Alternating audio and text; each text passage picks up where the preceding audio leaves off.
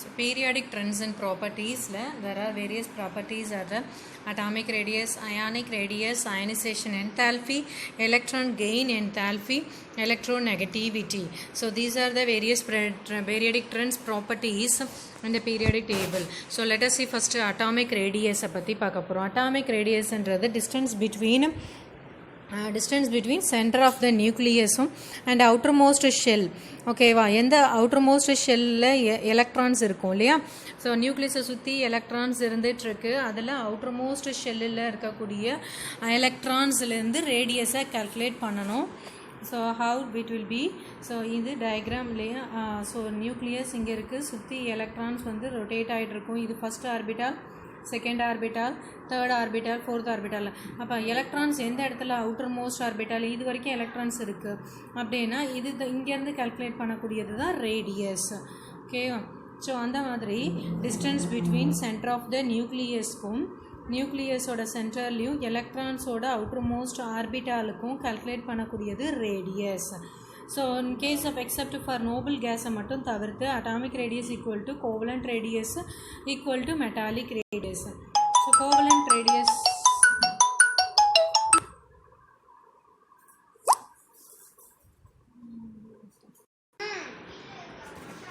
covalent radius அப்படின்றது one of the internuclear distances between two identical atoms. two identical atoms, hydrogen, chlorine இல்லை இது மாதிரி ரெண்டு ஒரே மாதிரி இருக்கக்கூடிய எலமெண்ட் ரெண்டு ஜாயின் ஆகும்போது அதுக்குள்ளே இருக்க இதை டயாமீட்டர்னு சொல்லுவோம். இதில் பாதி that is called as radius. அதனால தான் ப்ரீவியஸ் பாயிண்டில் சொன்னோம் atomic radius is equal to covalent radius equal to metallic radius. அதாவது எக்ஸப்ட் ஃபார் எதுக்கு சொன்னோம், except for the noble gases தவிர்த்து மற்ற எல்லாத்துக்கும் அப்படி. A small calculation is given here. குளோரினோட டயாமீட்டர் 1.98 ஆம்ஸ்ட்ராங். குளோரினுக்கு மட்டும் எவ்வளோன்னு கண்டுபிடிக்கிறதுக்காக டிவைடட் பை 2 போட்டு we calculated at radius for chlorine is 0.99 angstrom அப்படின்னு கால்குலேட் பண்ணுவோம். Okay. The covalent bond in forming a overlapping of atomic orbitals. Overlapping of atomic orbitals. Atoms ரெண்டு overlap ஆகும்போது அதனோட ரேடியஸ் மாறுறதுக்கான வாய்ப்பு இருக்குது. So in that condition covalent radius is shorter than the actual atomic radius. Atomic ரேடியஸை விட covalent radius ரொம்ப கம்மியாக இருக்கும்.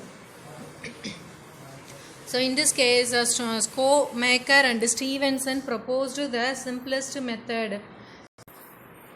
So Skomaker and Stevenson proposed the simplest method to identify the radius of covalent bond இருக்கக்கூடிய இதில் radius எப்படி calculate பண்ணுறது அப்படின்னு they have proposed an equation to derive dA minus B. அதாவது மைனஸ் கிடையாது, that is called as d diameter of A atom and B atom. ஓகேவா. So ரெண்டு atoms இருக்கக்கூடிய இடத்துல டயாமீட்டரை நம்ம calculate பண்ணி from that we can rate as radius.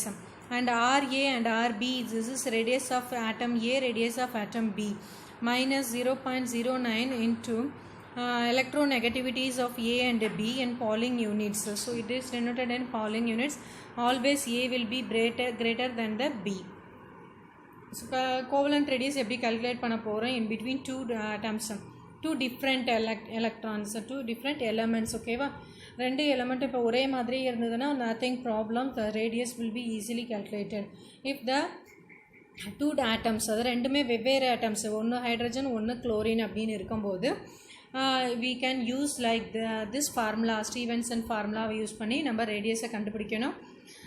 the calculated question given is DH chlorine, அதாவது hydrogen குளோரினோட diameter 1.28 Armstrong இருக்குது. RCl, radius of chlorine is 0.99 Armstrong இருக்குது.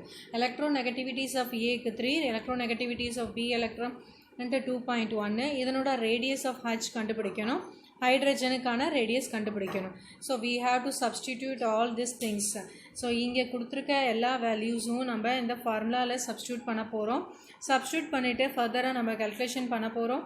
So 3 minus 2.1 we get some value that is multiplied with 0.09, we can get 0.081 கிடைக்கும். After that இது ரெண்டுத்தையும் minus பண்ணணும். 0.99 minus 0.081 minus பண்ணினா you get 0.909. RH equal to 1.28 minus 0.909 RH, that is radius of hydrogen 0.317 Armstrong கிடைக்குது. ஓகேவா? This is about the covalent radius calculation for the different element, அதாவது different atoms by Stevenson method. Okay, next metallic radius. Metallic radius, it is defined as 1/2 of the distance between two adjacent metal atoms. Okay, ரெண்டு adjacent metal atoms இருக்கக்கூடிய 1/2 of the distances. This is also more or less similar to the atomic covalent radius, atomic radius, except for the noble gases it is different. Okay, so one example they have given out adjacent copper atom, that is 2.65 Armstrong இருக்கு. அப்போ அதனோட radius 1.28 Armstrong. So next we going to see about periodic trend in atomic radius. Okay, atomic radius பொறுத்து periodic tableல என்ன variations இருக்குது, என்ன variations நம்ம பார்க்கலாம். ஒரு ஆட்டம்க்கும் இன்னொரு ஆட்டம்க்கும், ஒரு எலமெண்ட்டுக்கும் இன்னொரு எலமெண்ட்டுக்கும், in the way of groups and in the way of periods, what is the variation we have to see. So first see about the variations in periods, like that variation in atomic radius. So in a periodic table the atomic radius will be decreasing or increasing அப்படின்றத let's going to see. So in the increasing order of atomic radius in the wise of period, okay, there are 7 periods in the periodic table நம்ம சொன்னோம் இல்லையா.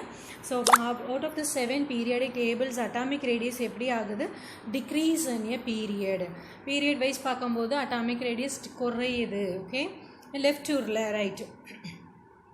So in this way 7 periods are there here இல்லையா, அந்த periods wiseல. So first period, this is like this way elements are present. In the first periodல பார்க்கும்போது left to right நம்ம போகும்போது electrons are added to the same shell இல்லையா. So இது first ஆர்பிட்டால்னு வச்சுக்கலாம், இது second ஷெல்லுன்னு வச்சுக்கோங்க. இப்போ ஃபஸ்ட்டு ஷெல்லில் ரெண்டு எலமெண்ட் தான் இருக்குது, ஹைட்ரஜனும் ஹீலியமும் தான் இருக்கும். அப்போ அதனோட எலக்ட்ரானிக் கான்ஃபிகரேஷன் எப்படி இருக்கும், 1s1 1s2 அப்படின்னு சொன்னோம். ஸோ இப்போ இந்த எலக்ட்ரான்ஸ் எப்போ ஆட் ஆகுது, இதில் ஒரு எலக்ட்ரான் இருக்குது, இங்கே 2 எலக்ட்ரான் இருக்குது. அந்த ஃபஸ்ட்டு எலக்ட்ரான் எஸ் ஷெல்லில் இருக்குது. இப்போ ரெண்டாவது இன்னொரு எலக்ட்ரான் புதுசாக ஆட் ஆகிருக்கு இல்லையா அதில். அப்போ அந்த எலக்ட்ரான் எங்கே ஆட் ஆகிருக்கு, இந்த சேம் எஸ் ஷெல்லே ஆட் ஆகிருக்கு. அப்போ நியூக்ளியஸை சுற்றி எலக்ட்ரான்ஸ் ஆட் ஆகும்போது இது எஸ்எஸ் ஆர்பிட்டாலில் எலக்ட்ரான்ஸ் ஆட் ஆகிருக்கு ஹைட்ரஜனுக்கு, ஹீலியமுக்கு அதே எஸ்லே தான் ஆட் ஆகுது. So new added electrons R added to the same shell. அப்போ ஒரே ஷெல்லே ஆட் ஆகிறதால இந்த இடத்துல என்ன ஆகுது, அட்டாமிக் ரேடியஸ் இன்க்ரீஸ் ஆகிறதுக்கு வாய்ப்பே இல்லை. மீன்ஸ் ஆஃப் அடுத்தது நம்ம இன்னும் ப்ரீஃபாக பார்ப்போம் ஏன் குறையுது அப்படின்ட்டு. ஓகே, அட்டாமிக் ரேடியஸ் குறையறதா இருக்குது. So addition of protons to the nucleus, what happen, protons add ஆக நியூக்ளியஸில் it increase the nuclear charge increase ஆகுது. So electrons are here and protons are here. So additional electrons add protons add ஆகும்போது it increase the nuclear charge. So nuclear charge increase ஆகும்போது it have a generating electrostatic force of interaction.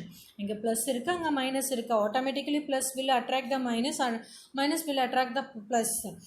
So அந்த இடத்துல attractive force வந்து அதிகமாக இழுக்கும்போது உனக்கு என்ன ஆகுது, radius அங்க குறையுது. So between the valence electron and the nucleus. So இங்கே இது ரெண்டுத்துக்கும் நடுவில் electrostatic force of attraction அதிகமாக இழுக்கும்போது what happened, the atomic radius will be decreasing in the ways of periods. Okay, நான் சொல்கிறது இந்த வழியில் ஃபர்ஸ்ட் பீரியடில் டிக்ரீஸ் ஆகுது, செகண்ட் பீரியடில் டிக்ரீஸ் ஆகிட்டே போகுது. செகண்ட் பீரியடில் எஸ் ஆர்பிட்டலில் 1s2 2s2 சொல்லுவோம், 2s1 2s2 2p1 2p2 2p3 2p4 2p5 2p6ன்னு போய்கிட்டே இருக்கும். எல்லாமே என்ன ஆகுது, இந்த செகண்ட் ஆர்பிட்டாலில் தான் எலக்ட்ரான்ஸ் ஆட் ஆகுது. அப்போ அந்த இடத்துல எலக்ட்ரான்ஸ் வந்து ரேடியஸ் இல்லை, குறையுது. நெக்ஸ்ட்டு வேரியேஷன் இன் குரூப்பை பற்றி பார்க்கலாம். குரூப் அப்படின்னா என்ன, எத்தனை குரூப்ஸ் இருக்குது, there are totally 18 groups are there இல்லையா. 1 2 3 4ன்னு லைக் திஸ் 18 குரூப்ஸ் இருக்குது. ஸோ இதை ஃபஸ்ட்டு குரூப் எடுத்துக்கலாம் நம்ம எக்ஸாம்பிள், நம்ம அப்படி வச்சு பார்க்க போகிறோம். Atomic radiuses are increases down the group. Okay, ஒரு குரூப்லேயுமே அட்டாமிக் ரேடியஸ் என்ன ஆகுது, இந்த இடத்துல இப்படி வரும்போது atomic radius will be increase ஆகிட்டே போகுது. ஓகேவா, ஏன் இன்க்ரீஸ் ஆகும் அப்படின்னா, in this way what happened, first groupல 1sல electrons add ஆகுது, செகண்ட் குரூப்பில் 2sல எலக்ட்ரான்ஸ் ஆட் ஆகும், தேர்டில் 3sல ஆட் ஆகுது, ஃபோர்த்தில் 4s எலக்ட்ரான்ஸ். ஸோ அப்போ அட்டாமிக் ரேடியஸ் இந்த குரூப் வைஸில் ஃபஸ்ட்டு குரூப்பில் பார்த்தீங்கன்னா எலக்ட்ரான்ஸ் என்ன ஆகுது, இது நியூக்ளியஸ், ஃபஸ்ட் 1s என்னும்போது இதில் தான் எலக்ட்ரான்ஸ் ஆட் ஆகும், 2s என்னும்போது அடுத்த ஆர்பிட்டாலில் எலக்ட்ரான் ஆட் ஆகுது, 3s என்னும்போது அதுக்கு அடுத்த எலக்ட்ரானில் எலக்ட்ரான்ஸ் ஆட் ஆகுது. அப்போ என்ன ஆகுது, அட்டாமிக் ரேடியஸ் எக்ஸ்டெண்ட் ஆகிட்டே போகுது, radius will B increasing. So down the group new shells are opened, electrons are added in the new shell, distance between the center of the nucleus and outermost shell. அதனோட graph நம்ம பார்க்கும்போது உங்கள் புக்கில் கொடுத்துருக்காங்க graph. இது first group 1 elements, alkaline elements, lithium, sodium, potassium, rubidium, caesium. So இதனோட atomic radius increase ஆகிக்கிட்டே போகிறத you can see from the graph இல்லையா, இன்க்ரீஸிங் ஆர்டரில் போய்கிட்டே இருக்குது. Okay, this is about very என்ன போகிறோம், எஃபெக்டிவ் நியூக்ளியர் சார்ஜை பற்றி பார்க்க போகிறோம் ஸ்டூடெண்ட்ஸ். ஸோ நான் வந்து இப்போ எக்ஸ்ப்ளனேஷன் கொடுத்தேன், அட்டாமிக் ரேடியஸோட வேரியேஷன் இன் குரூப்ஸ் அண்ட் பீரியட்ஸில் நம்ம பார்த்தோம்.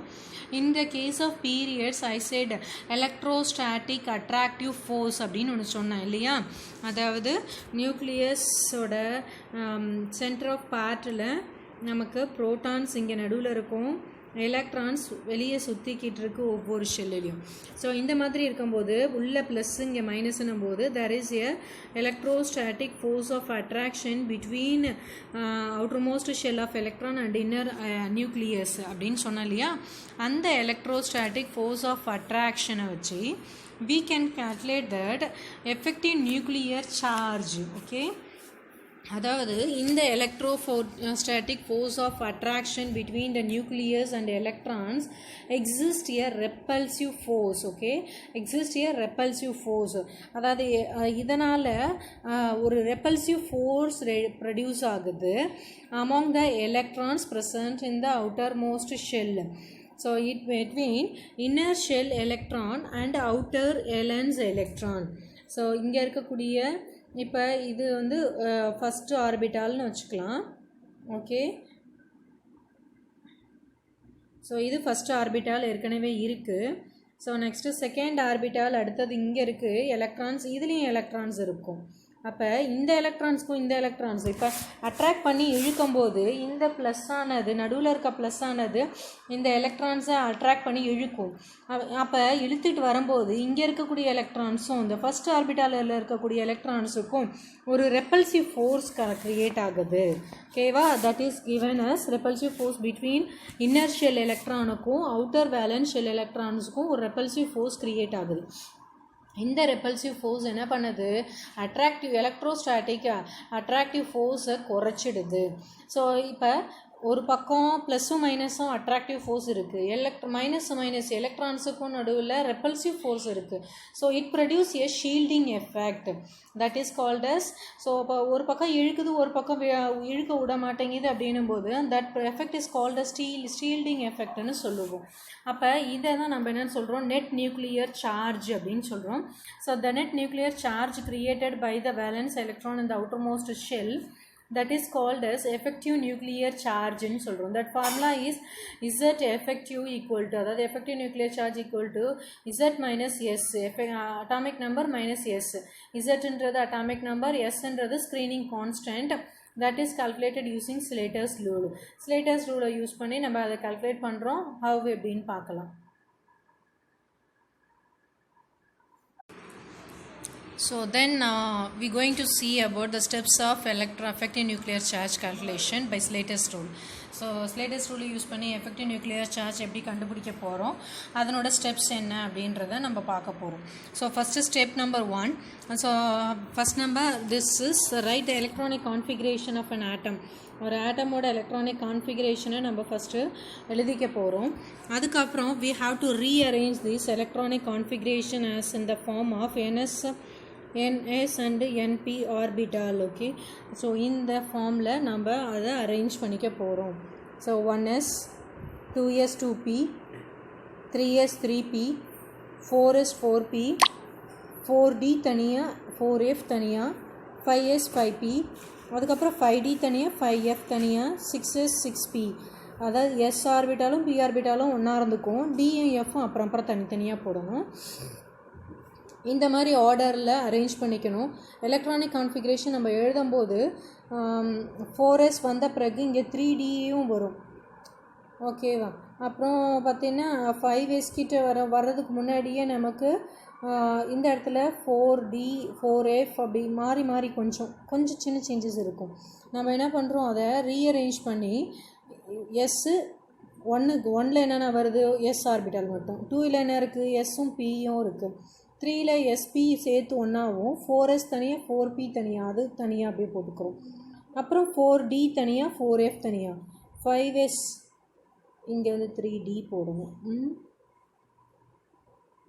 3d தனியாக வரும், 4s 4p 4 அப்புறம் 4d தனியாக 4f தனியாக, 5s 5p 5d தனியாக 5f தனியாக, இப்படி அரேஞ்ச் பண்ணிக்கணும். 1 2 3 4 5 அப்படின்ற ஆர்டரில் அரேஞ்ச் பண்ணிக்கணும்.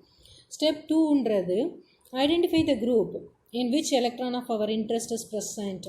ஸோ இந்த எலக்ட்ரானிக் கான்ஃபிகரேஷனில் எந்த குரூப் ஆஃப் எலக்ட்ரானுக்கு நம்ம எஃபெக்டிவ் நியூக்ளியர் சார்ஜ் கண்டுபிடிக்க போகிறோம் அப்படின்றத ஐடென்டிஃபை பண்ணிக்க போகிறோம். So electron right to this group. So இப்போ நம்ம எலக்ட்ரான் ரைட் டு திஸ், அதாவது இந்த 4s ஆர்பிட்டாலுக்கு நம்ம எஃபெக்டிவ் நியூக்ளியர் சார்ஜ் கண்டுபிடிக்கிறோன்னா இதுக்கப்புறம் இருக்கக்கூடிய ரைட் சைடு ஏரியா, இந்த சைடு நமக்கு தேவையே இல்லை. ஓகே, இதை அப்படியே விட்டுடலாம். ஸோ இதுக்கு ப்ரீவியஸாக இருக்கக்கூடியது தான் நம்ம எஃபெக்டிவ் நியூக்ளியர் சார்ஜ் கண்டுபிடிக்க போகிறோம். So each electron with in this identify group is called as n. ஓகேவா? ஒவ்வொரு குரூப் ஆஃப் எந்த எலக்ட்ரானை நம்ம இப்போ என்னென்னு எடுத்துக்கிறோம் அப்படின்னா 4s தான் ஐடென்டிஃபை பண்ண போகிற எலக்ட்ரான் அப்படின்னா அதுதான் நமக்கு n அப்படின்னு சொல்லுவோம். அப்போ இதுக்கு ப்ரீவியஸாக இருக்கக்கூடியதை n-1 ஆர்பிட், இதுக்கு மேலே 2n-2 அப்படி கொஞ்சிட்டே போயிட்டே இருக்கும். ஓகேவா? ஸோ அந்த மாதிரி சொல்லும்போது நம்ம ஐடென்டிஃபை பண்ணக்கூடிய அந்த n ஷெல்லோட ஷீல்டிங் எஃபெக்ட், அதாவது நான் சொன்னேன் இல்லையா, மைனஸ் ப்ளஸ் அட்ராக்டிவ் ஃபோர்ஸ் இருக்கும், எலக்ட்ரான் ரெப்பல்சிவ் ஃபோர்ஸ் இருக்கும். ஸோ இந்த இடத்துல ப்ரொடியூஸ் ஆகக்கூடிய அந்த எஃபெக்ட்டுக்கு பேர் ஷீல்டிங் எஃபெக்ட். அந்த ஷீல்டிங் எஃபெக்டை நம்ம யூனிட்டில் சொல்லும்போது 0.35 யூனிட்னு சொல்லுவோம். ஃபார் 1s எலக்ட்ரானுக்கு மட்டும் 0.030 அப்படின்னு சொல்லுவோம் ஷீல்டிங் எஃபெக்டோட யூனிட்டோட. So next step 3, shielding of inertial electrons. So அப்போ நம்ம எந்த எலக்ட்ரான் ஆஃப் இன்ட்ரெஸ்ட்ன்றது கண்டுபிடிச்சிட்டோன்னா அதுக்கு ப்ரீவியஸாக இருக்கக்கூடியதை n-1 குரூப்னு சொல்லணும். அதுக்கும் ப்ரீவியஸாக இருக்கக்கூடிய கம்மியாக இருக்கக்கூடிய எல்லாத்தையும் n-2 குரூப்னு சொல்லிக்கலாம். n-1 குரூப்போ ஷீல்டிங் எஃபெக்ட் எவ்வளோ இருக்கும் அப்படின்னா 0.85 யூனிட் இருக்குது, 0.85 யூனிட் இருக்குது. ஓகே, அந்த n-2 குரூப்போட அதுக்கும் லெஸ்ஸாக இருக்கக்கூடியது எல்லாத்துக்குமே ஷீல்டிங் எஃபெக்ட்டு 1.0 யூனிட் மட்டுமே இருக்குது. எலக்ட்ரான் ஆஃப் இன்ட்ரெஸ்ட் வந்து நமக்கு டிலியோ இல்லை எஃப் ஆர்பிட்டாலோ இருந்தது அப்படின்னா ஈச் எலக்ட்ரான் லெஃப்ட் இந்த குரூப் ஷீல்டு, அதனோட shielding effect 1.0 unit. Okay, next step 4. Step 4, summation of shielding effect of all the electrons gives shielding constant. So ஒவ்வொரு எலக்ட்ரான்ஸ் ஒவ்வொரு ஆர்பிட்டால், அதாவது 2sல 3sல அதில் இருக்கக்கூடிய ஷீல்டிங் எஃபெக்டை கால்குலேட் பண்ணி ஆட் பண்ணும்போது நமக்கு ஷீல்டிங் கான்ஸ்டன்ட் எஸ் கிடைக்கும். Let us see an example to calculate. Okay, let us see an example. Calculate the effective nuclear charge on 4s electron and 3d electron in scandium-21. So ஸ்கேண்டியம்னு ஒரு element, அதனோட 21, அதனோட atomic number 21. இதுக்கான effective nuclear charge நம்ம கண்டுபிடிக்க போகிறோம். Electronic configuration first நம்ம எழுதிக்கலாம். ஸோ எலக்ட்ரானிக் கான்ஃபிகரேஷன் 21க்கு நம்ம as per ரூல்ஸில் லாஸ்ட் கிளாஸில் பார்த்தது, அதாவது லாஸ்ட் லெசனில் பார்த்துருப்போம் எலக்ட்ரானிக் கான்ஃபிகரேஷன் எப்படி எழுதணுன்றதை. 1s2 2s2 2p6 3s2 3p6 4s2 3d1, அதாவது 21 இருக்குது. மேலே இருக்க நம்பரை கவுண்ட் பண்ணிக்கோ. 2 2 10 வருது, 12 18 20 21 கரெக்டாக வந்துருச்சா? ஸோ எலக்ட்ரானிக் கான்ஃபிகரேஷன் நம்ம கரெக்டாக எழுதிட்டோம். அதுக்கப்புறம் நம்ம ரீஅரேஞ்ச் பண்ண போகிறோம். 1sல ஒரு எலக்ட்ரான்ஸ் தான் இருக்குது, 2sல இது 2 இடத்துக்கு பக்கத்தில் எழுதிக்கிட்டோம். 3sல 3s2 3p6 இருக்குது, அப்புறம் 3d 1 ஒன்று இருக்குது. ஸோ ஆர்டர் எழுதிக்கிட்டோம். கடைசியாக நம்ம 4s எடுத்து எழுதிக்கிட்டோம். ஓகேவா? Like this way you have to rearrange the elements. நம்ம ஸ்டெப்ஸ் ஃபஸ்ட்டு ஸ்டெப்பை முடிச்சிட்டோம். ஸோ செகண்ட் ஸ்டெப் என்ன அப்படின்னா, identified which electron you have to denote. So எதுக்கான எலக்ட்ரான்ஸை நம்ம கண்டுபிடிக்க போகிறோம். ஃபஸ்ட்டு என்ன பண்ணுறோம், 4s எலக்ட்ரானுக்கு தான் நம்ம பார்க்க போகிறோம். ஸோ நம்மளோட எலக்ட்ரானோட இன்ட்ரெஸ்ட் வந்து 4s அப்படின்றதால இதை வந்து நம்ம nன்னு டெனோட் பண்ணிக்கிறோம். அப்போ 3 ஆர்பிட்டால் ஃபுல்லாக n-1ன்னு சொல்லலாம். ஸோ இதுக்கப்புறம் கம்மியாக இருக்கக்கூடியதை எல்லாத்தையுமே நம்ம என்ன சொல்லிடலாம், n-2 n-3 இப்படி சொல்லிக்கிட்டே போயிட்டே இருக்கலாம் ப்ரீவியஸாக இருக்கிறது. ஸோ இந்த ஆர்பிட்டாலில் எத்தனை எலக்ட்ரான்ஸ் இருக்குது அப்படின்றத நம்ம டேபிள் ஃபார்மேட்டில் எடுத்து எழுதி கால்குலேட் பண்ண போகிறோம். ஷீல்டிங் எவ்வளோ இருக்குது அப்படின்ட்டு. ஸோ நம்பர் ஆஃப் எலக்ட்ரான்ஸ் இந்த nth குரூப்பில் எவ்வளோ எலக்ட்ரான்ஸ் இருக்குது, 2 எலக்ட்ரான்ஸ் தான் இருக்குது. நம்ம என்ன பண்ணுவோம், இதுக்கான ஷீல்டிங் எஃபெக்ட்டை கண்டுபிடிக்கும் போது எந்த எலக்ட்ரான்ஸை நம்ம n எடுக்கிறோமோ அதுலேருந்து ஒரு எலக்ட்ரானை மைனஸ் பண்ணி எடுத்துக்கணும். ஸோ டோட்டலாக 2 எலக்ட்ரான்ஸ் இருக்குது, அதனால் இங்கே 1 தான் நம்ம எடுத்துக்க போகிறோம். ஓகேவா? n-1ல் எத்தனை எலக்ட்ரான்ஸ் இருக்குது, 6. இங்கே 1 இருக்குது, 6 இருக்குது, இங்கே 2 இருக்குது. ஸோ 7 8 9 எலக்ட்ரான்ஸ் இருக்குது. ஸோ 9 இதுக்கு மட்டும்தான் அப்படி. ஓகே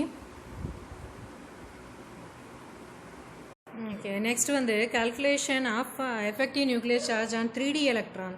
ஸோ 3D எலக்ட்ரானோட எஃபெக்டிவ் நியூக்ளியர் சார்ஜ் என்னன்றதை கால்குலேட் பண்ணுறது தான் நெக்ஸ்ட்டு நம்ம பண்ணோட சம். ஸோ அதனோட எலக்ட்ரானிக் கான்ஃபிகரேஷன் நம்ம இந்த இடத்துல ரீஅரேஞ்ச் பண்ணி எழுதியிருக்கேன். ப்ரீவியஸ் பேப்பரில் நான் காமிச்சிருக்கேன் ஃபோட்டோவில் எலக்ட்ரானிக் கான்ஃபிகரேஷன், ஒரிஜினல் கான்ஃபிகரேஷன். அதை ரீஅரேஞ்ச் பண்ண பிறகு 1s2 2s2 2p 6 இருக்குது, இங்கே 6, அதாவது இதில் 6 இதில் 2 இருக்கும், சேர்த்து நம்ம 8 எலக்ட்ரான்ஸ்னு இங்கே எழுதியிருக்கிறேன்.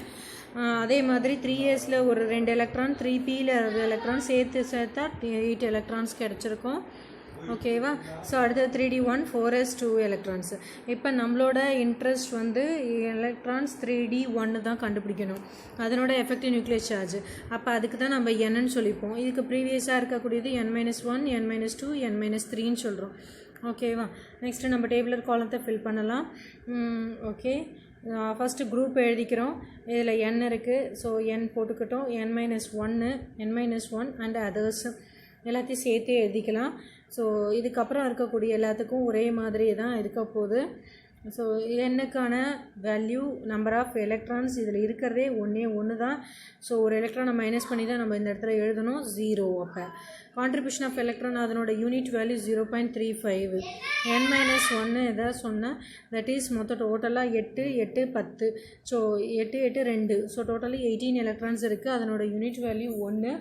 So 18 electrons into 18 into 1, so that shielding constant screening effect வந்து S equal to 18 கிடைக்கும். ஓகேவா? ஸோ அதை சப்ஸ்டியூட் பண்ண போகிறோம். நம்ம இந்த ஃபார்முலாவில் சப்ஸ்டியூட் பண்ணுறோம். Z effective nuclear charge equal to Z minus S, that is 21 minus 18 is equal to 3. Okay, this is effective nuclear charge for scandium 3D electron. Okay.